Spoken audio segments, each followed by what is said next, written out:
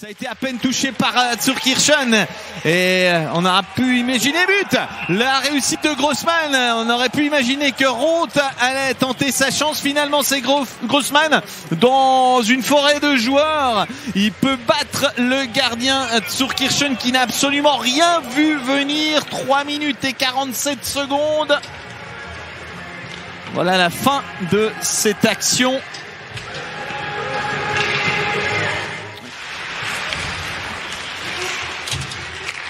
Et c'est d'Antonietti et c'est l'égalisation.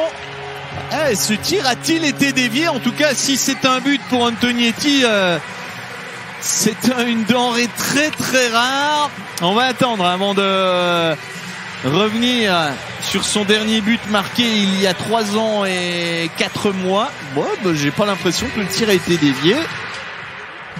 Oh, quoique. De Zurkirchen.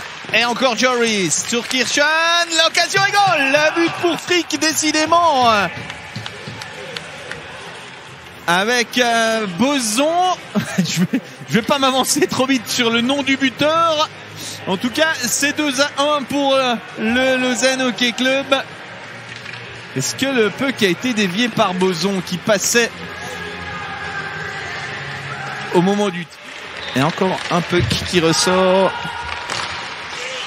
Ouais, et puis il est perdu par les Luganais. C'est même le but pour Berchi à 4 contre 5. Alors j'étais en train de regarder les joueurs qui changeaient lorsque j'ai vu Berchi récupérer le puck sur une bourde de l'arrière-garde des Tessinois. Et les Lausannois, grâce à cette réussite de Christophe Berchi, prennent une deuxième longueur d'avance.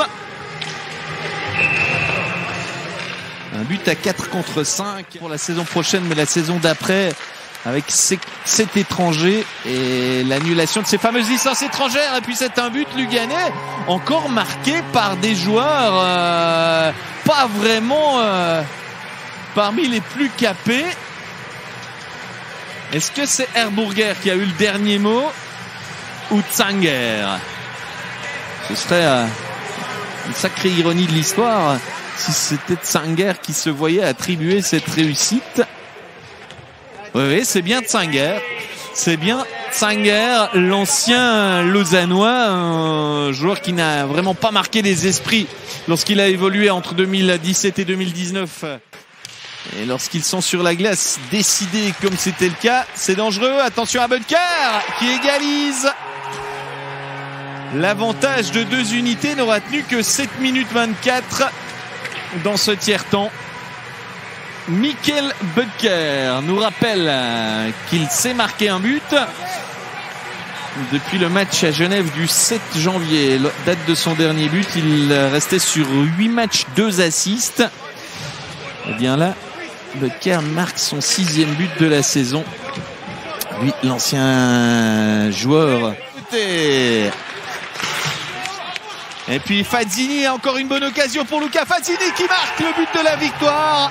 Eh bien le succès sera tessinois. Un Fazzini qui est allé s'écraser contre la bande, qui a l'air de grimacer, mais je pense qu'il oubliera bien vite sa douleur. Le 11e but de la saison pour Luca Fazzini, qui n'avait pas marqué de points lors des 3 derniers matchs depuis son dernier but face à Davos.